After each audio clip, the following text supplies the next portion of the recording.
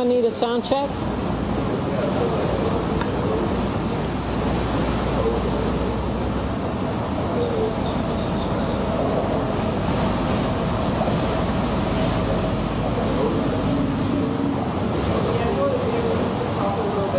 Okay. Okay, I'll do the name. My name is Patricia Pichette. That's Patricia. Last name P as in Peter, Ichette. I'm not starting, I'm doing a sound check. It's okay. I saw everybody like, hey.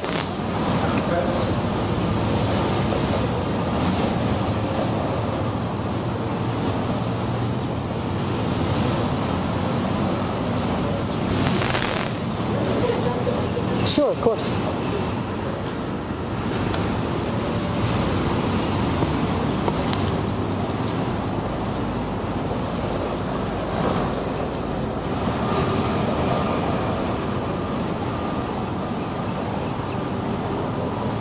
Patricia Pichette, Patricia. You good?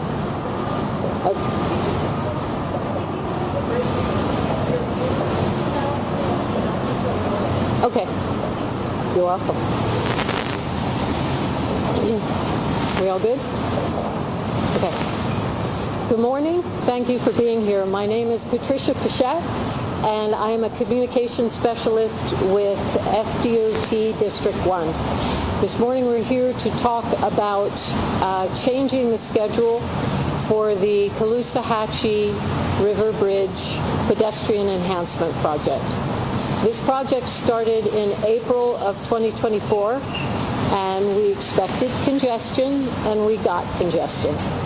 As a result of listening to the commuters and the residents who contacted us directly, as a result of us reaching out to our partner municipalities and emergency response agencies, FDOT approached the contractor to ask if there was anything we could do to ease the pain that people were experiencing. And we did come up with a solution. And the solution bears explanation, which is why we're here. We had a 4-lane bridge, which we narrowed to 2 lanes, and we're now going to close the 2 lanes for a period of 10 weeks. Starting on May 31st, the Caloosahatchee River Bridge will be closed. That closure will last until August 11th. What we're going to do during that period of time is we're going to allow a wider area for the construction crews to work, a safer area for the inspectors to work, and we're going to allow for deliveries of materials during the day. These are things that we would not have had under the circumstances in which we're working now. So that's what's in it for us. What's in it for the residents and the commuters that use this bridge. Here's what's in it for you. This project, the length of this project, by closing the bridge for 10 weeks, is going to cut the length of this project by 12 months, a year. That's huge. So the kinds of closures that you've had since April will be cut down for a 12-month period. We think that's worth the pain of closing the bridge for 10 weeks. It's important to note, because there's been some coverage of this closure already, and it's important to note that we're not saying that this project will be completed in 10 weeks. That's not what this is.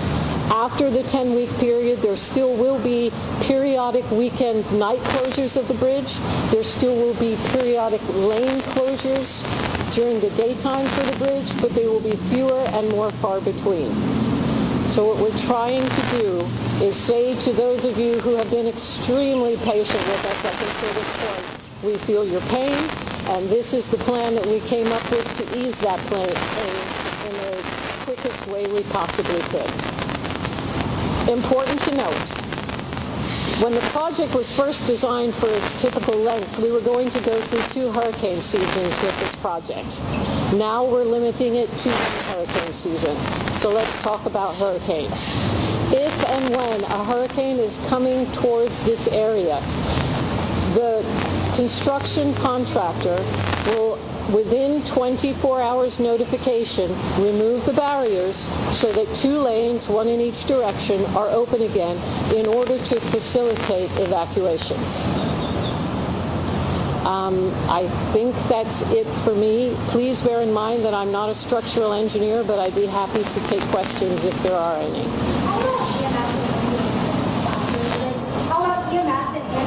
Okay. During this 10-week period, EMS, ambulances, first responders will be using the same detours as the general public. They will be asked to use Edison, Midpoint, Coral Gables, 75. Edison is half a mile from here, which means they're adding a mile on to their response time, but we think that's manageable. Are you confident this will be done before? The reason that we're scheduling this 10-week closing is because the snowbirds are gone, school is out, and traffic is at its lightest right now. So the August 11th opening is a hard opening. That is going to happen no matter where we are in this process, because we want to make sure that the bridge is open again for schools. Will this impact any other bridges? We anticipate that there will be higher volume on the other bridges, yes. They're the detour routes. That's where these cars are going to go. They don't really have a choice. How are you guys going to address the light that's on the road? And a lot of people have light on Okay.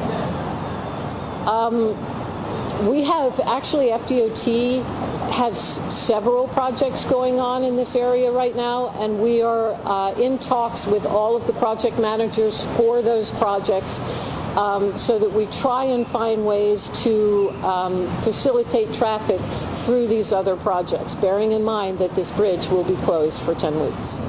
How long should people estimate it will be Okay. During this process, we have had signs up that give people an indication of how much time it's going to take in the different detours. We will continue that so that people have an idea how long this is going to take. It took us a while to get those signs up and running, and then we had somebody hit one of the boxes and sever a fiber optic cable.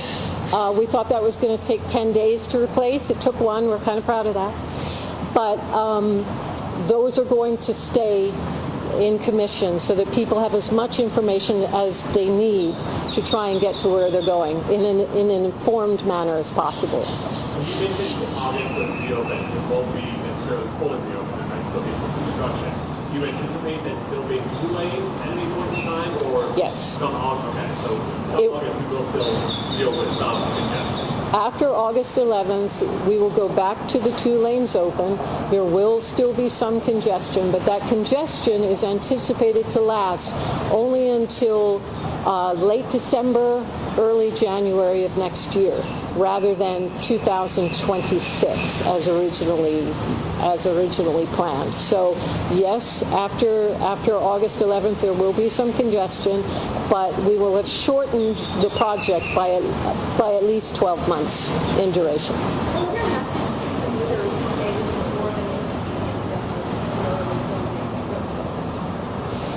It is a lot of inconvenience. What I would say to commuters is this: thank you for your patience thus far, and please know that this plan was developed with them in mind, and we're trying to figure out a way of easing their pain as quickly as we can.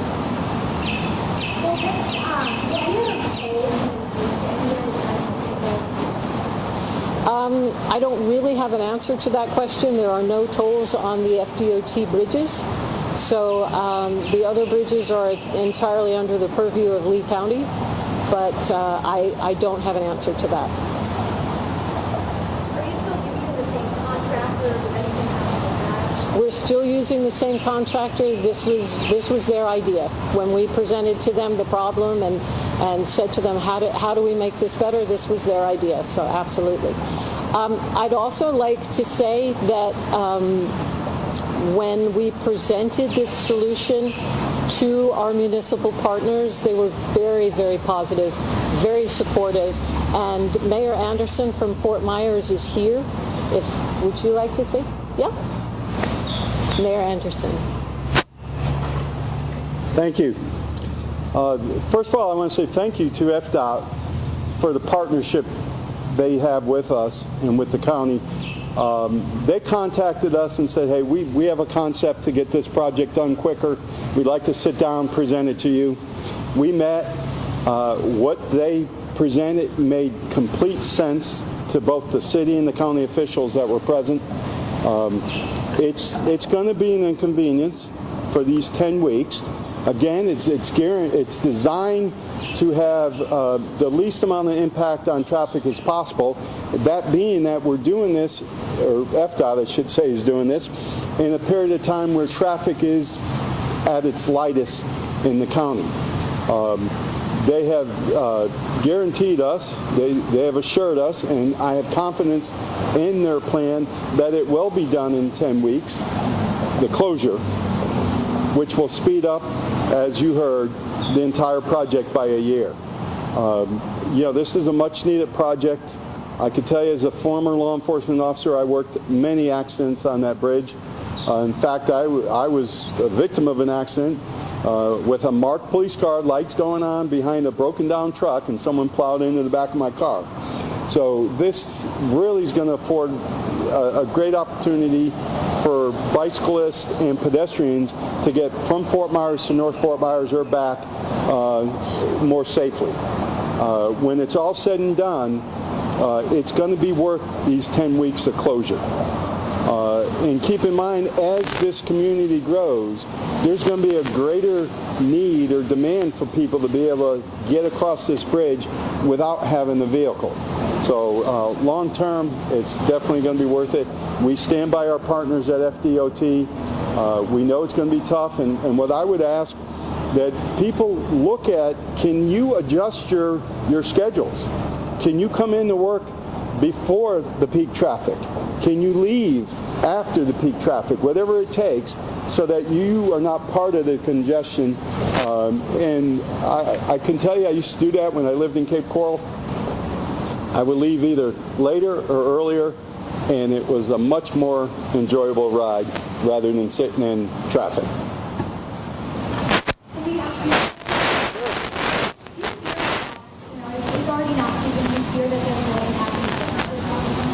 No, the Edison Bridge is a half mile away. We've got the Midpoint Bridge and McGregor. I think people will be able to access downtown. It may take them a few extra minutes, but they'll still be able to get into downtown and enjoy our beautiful downtown.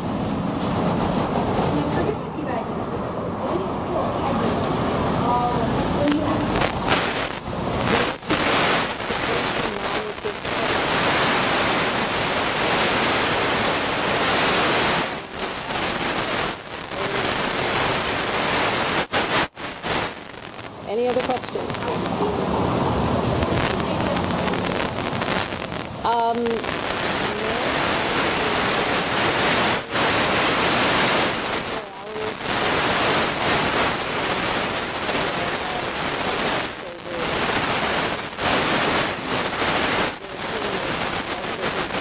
That's really the only benefit.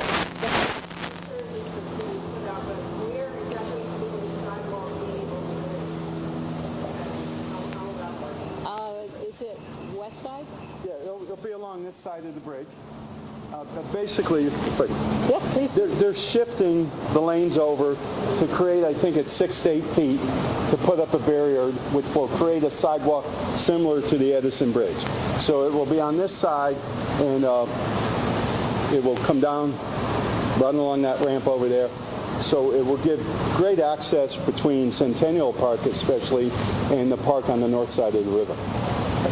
And there will be a railing there. Then there will be the 8-foot path for pedestrians or cyclists. Then there will be a concrete barrier there, and then you'll have the 4 lanes with the median in the middle. Any other questions? Councilman for the Ward 4. One of the biggest problems isn't so much the bridge, it's the overfly that all the traffic is dumped down now. Northbound, it can go over without a stop. The reason why we're seeing accidents is that the FDOT, the locals have any ideas for improving the intersection at the base where it crosses McGregor at 41 MLK. That's one of the biggest problems. Is that in your plans for the future? Not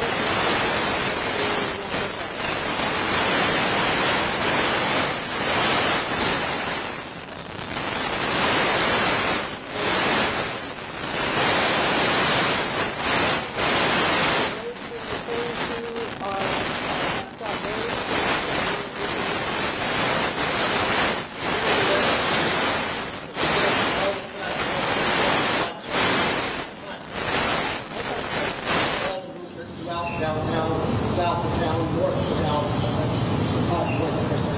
of which when we turned it around, we took the 2 lanes and made them all northbound, and we just dumped the traffic light, and it creates a real danger problem. Okay, if nothing else, we can ask. The bicyclists and walkers, now we're going to get caught at that intersection. We can do a traffic study there and take a look at it. Absolutely. Thank you.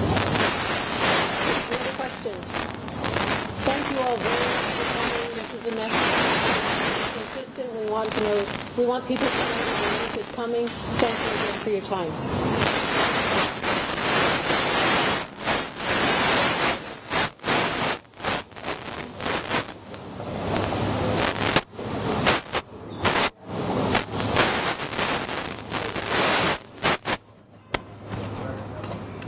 Thank you. I guess let's move over there. Hi. How are you? Facing where? I think the wire would be better after August 11th. Stay like that. I don't know. I don't trust this one. No, get the bridge behind me. Sun's here though.